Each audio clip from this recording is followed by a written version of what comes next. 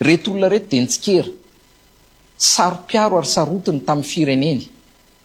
Inona no nahazo azy? Na fanagadrana, na famonoana, na fanombana orinasa, na fandroana tamin'ny asa, na affectation disciplinaire, na lazaina fa atteinte dans la sûreté de l'État, lazaina fa manonitony fiandrianam-pirenena. Tany saiko aingana be izy mba tsy ho lava be a. Tononiko zao a.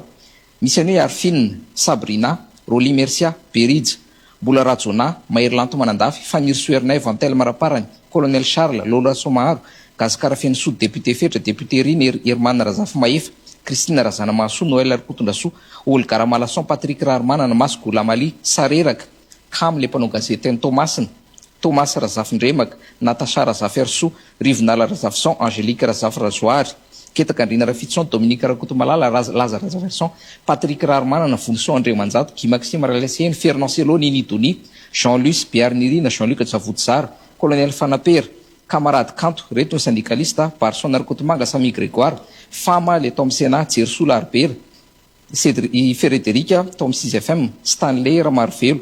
Zany hoe tonotononiko fotsiny zao reo mbola be dia be ny lisitra e. Onao Babe Stéphane nanontaniako anao.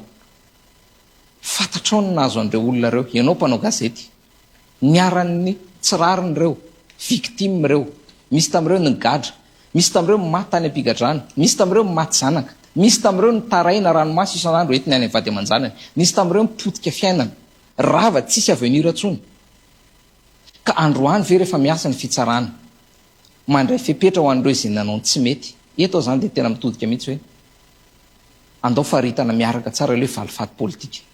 Fa izay nanao tsy mety kosa teto amin'ny tany sy ny firenena dia iny le teniko tany amin'ny voaloha hoe izay mamafy rivotra dia mijinja dadio, samia mijinja izay nafafiny.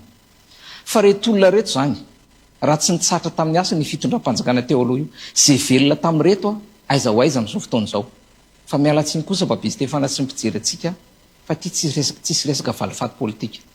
Tsisy resaka valifaty politika fa ianareo izay mbola mahatsapa tena fa volomboasary ka nanao tsy mety teto amin'ny tany sy ny firenena, ny eloka ibaboana mody rariny. Zay halatra rehetrarehetra nataonareo avy ireny moramora dia mbola tsy misy migidragidra.